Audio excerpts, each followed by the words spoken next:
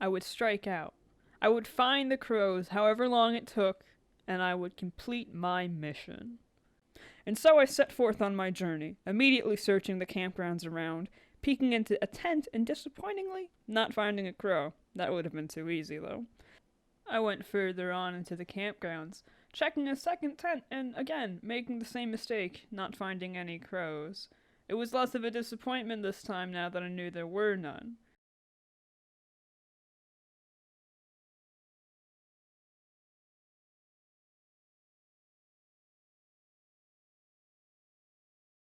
Heading south from the third tent, I noticed a large building as well as an asphalt road. The road didn't provide much in the source of crows, but the building might have had something for me. Walking into each stall of what I now realized was a bathroom, I commenced to shout in case there were any hiding. There were none hiding, and so I left, disappointed, but I dropped off my provisions in a tent. My shovel, spike, and various other things I'd found or had gathered previously were now safely kept there, and I moved on. I took down a tent and swaddled myself in a sleeping bag. Temporary camouflage. I set up a few more tents as storage units in a bedroom. I head back to my tent that I set up as a bedroom, setting it out in the corner so I could sleep tonight. I had much more exploration to be done before then, and I set out. To the right of my campsite was a highway, one that I would travel down and, foreseeably, find what I was trying to discover. The forests around were kind of cleared out, and it reminded me of the time before all this, when I had taken to driving cars. A time that I struggled to remember, and here was where I realized I might have been in danger. If a coyote was dangerous, what could I expect in the plains, where there was no cover?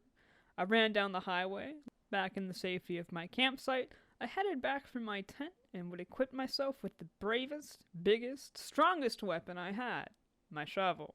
Now I was ready. Down to the southern curve of the highway, prepared to fight anything. That is, until I saw a ginormous wasp and sprinted down, continuing back to where I saw the coyote. I'd rather take my chances with a coyote than a giant wasp.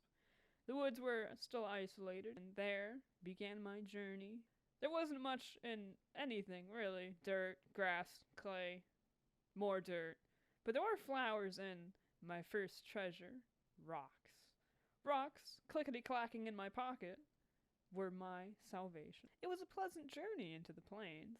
There wasn't much around in way of danger, no insects, and to my just north I spotted rats. A pack of them, and they seemed rather friendly. I inquired if they had seen any crows, and when they didn't respond, I went on my way, picking up more rocks. I figured if I could appease the crows early, if I could get into their good graces, it would be a smoother transition into living with them. And I continued on. To my north, dirt, clay, grass, you know how it is. More plains, more flatland, more grasslands, whatever you want to call them. I continued on, picking up rock here, rock there, rock everywhere. Distracted by the glimmer of a geode shining, quartz crystals dazzling in the sunlight, I noticed wolves, scarce and wary of some enemy that I did not want to meet, not only because if the wolves were to win, they would pursue me for food, but because if that mutated creature, the monster, won, I would have much more to fear than coyotes and giant wasps. After fleeing from the wolves, I found myself passing rocks that I couldn't quite carry and coming into a delightful little field with some more flower bushes. There I had passed over some ammo casings, and, like the crow I strived to attain to be, I picked them up. They were shiny, and perhaps if I could find a way to string them together, I could make a necklace to celebrate the shiny trinkets of this new world I inhabited. My now pastoral scenery was a welcome change from the highways and campgrounds. The forests were frightening after my encounter with a coyote, but I regarded both of them as learning experiences. The open space was both beautiful and terrifying. Now away from the skirmish of the wolves and some mutated creature, there was a delightful small pond. There were fish swimming around, coming up to the shallows for air before I would startle them with my presence, but that was okay. I had found a source of food.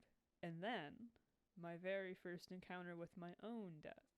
The death of my brethren, of a human, and what had killed them I did not know who or what. Approaching the corpse cautiously, I looted whatever necessities I needed from it before disposing of it, using my shovel and with one quick swift blow, pulping the corpse. Leaving the scene behind and wiping my shovel in the dirt a few times to clear it of the blood, I continued on towards the tree line. It was exciting and worrying at the same time. I couldn't tell what dangers were lurking within, whether it was coyotes, giant wasps, or something far more sinister, but I also held the hope that perhaps, just maybe, I could find the goal of my journey, of my purpose, crows.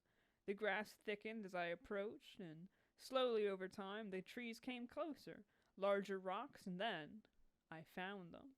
I was careful not to show too much excitement, because no matter how much empathy I held for them, that did not mean it was reciprocated. I took the time to carefully lay out my rocks, offerings, and I watched as they approached, with caution and curiosity in dual measure. I was excited. This is what I had sought to do the past few days, and I had done it. My resolution, my revolution, had been completed.